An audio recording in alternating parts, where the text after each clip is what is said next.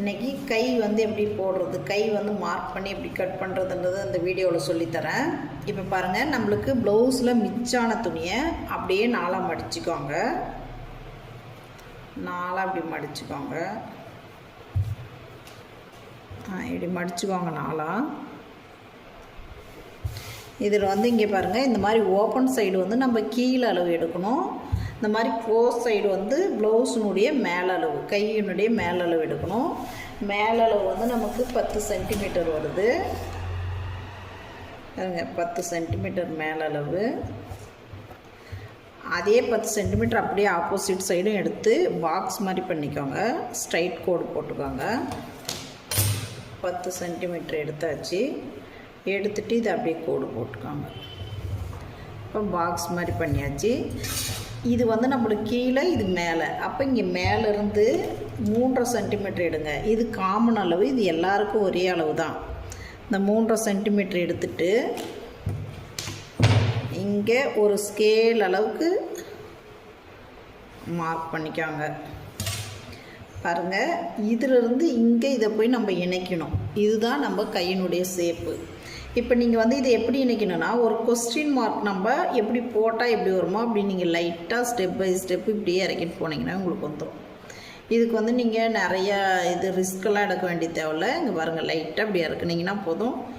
ஒரு சின்ன question mark மாதிரி நீங்கள் போட்டிங்கன்னா போதும்.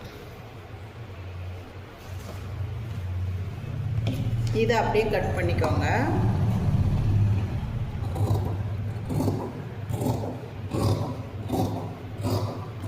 கட் பண்ண பிறகு இதில் நம்ம செகண்ட் ஸ்டெப் வெட்டணும் இல்லையா? அந்த செகண்ட் ஸ்டெப் எப்படி வெட்டணும்? நீங்கள் ஃபஸ்ட் ஸ்டெப் வந்து நல்லா பண்ணிட்டேன். கீழே வந்து உங்களுக்கு 1 இன்ச்சு அளவுக்கு எம்ஐக்கு நம்ம இப்படி மடிச்சுக்கணும். மடிச்சுட்டு இதை அப்படியே கிராஸாக கட் பண்ணிக்கோங்க. பாருங்கள், இங்கேருந்து இங்கே 1 இன்ச்சு அளவுக்கு மார்க் பண்ணிவிட்டு அப்படியே வெட்டிடுங்க. இது எம்இக்கான இது நான் மடிச்சு விடுறது. வெட்டிட்ட பிறகு பார்த்தீங்கன்னா உங்களுக்கு இப்படி இருக்கும் ஷேப்பு. இப்போ இதை வந்து நீங்கள் செகண்ட் ஷேப் நம்ம அப்படியே வரைகிறப்போ உனக்கு கஷ்டமாக இருக்குது அப்படின்னா நம்ம என்ன செய்யணும்னா, இங்கே பாருங்கள், 2 மட்டும் ஓப்பன் பண்ணிவிட்டு 2 விட்டுட்டு 1 இன்ச்சு அளவுக்கு மூவ் பண்ணிவிட்டு இப்படி நகர்த்துனீங்கன்னா உங்களுக்கு ஷேப் வரும். அந்த ஷேப் வந்து அப்படியே மார்க் பண்ணிக்கோங்க. நீங்கள் அப்படியே கட் பண்ணி கூட எடுத்துக்கலாம். உங்களுக்கு தெரியறதுக்காக நான் மார்க் பண்ணி காட்டுறேன். பாருங்கள், இது மேலே அப்படியே வரைங்க. இந்த கேப் எங்கே இருக்கோ அங்கே இந்த நம்ம மடித்த இது வந்து மெட்டீரியல் இருக்கிற இடத்த விட்டுட்டு மடிச்சிங்கன்னா பார்த்திங்களா அந்த ஷேப் வருதா? இந்த ஷேப்பு தான் நம்மளுக்கு செகண்ட் ஷேப். நீங்கள் ஒரு ஷேப் வரைய கற்றுக்கினீங்கன்னா போதும். 2வது ஷேப்பு கற்றுக்கவே தேவையில்லை. அதை அப்படியே மூவ் பண்ணி வச்சிங்கனாவே போதும், உங்களுக்கு வந்துடும் அடுத்த ஷேப். இதை உங்களுக்கு நான் கட் பண்ணுறது காட்டுறேன்.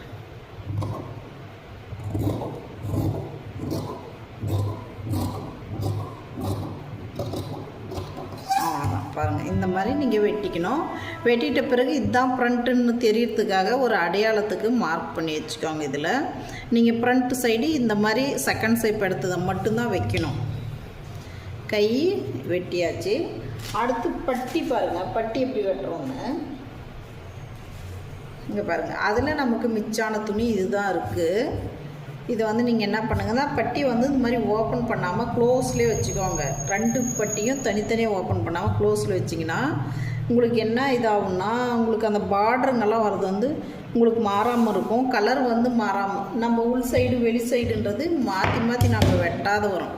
அதுக்காக வேண்டி தான் நீங்கள் அப்படியே நீட்டாக போட்டிங்கன்னா உங்களுக்கு அந்த மாதிரி பிரச்சனை வராது. இப்போ நம்ம மேல் பக்கம் உள் பக்கன்றதை நம்ம 2 பக்கம் வெட்டிட்டப்போ ஒரே சைடு வச்சுருவோம். அதுக்காக வேண்டி 2-3 டைம் பிரிச்சுன்னு உட்காந்து இருப்போம். இந்த மாதிரி பிரச்சனையெல்லாம் வராமல் இருக்கிறதுக்கு நீங்கள் மடிப்பிலே வச்சு அப்படியே ஸ்டிச் பண்ணிட்டு அப்புறமா கட் பண்ணிக்கோங்க.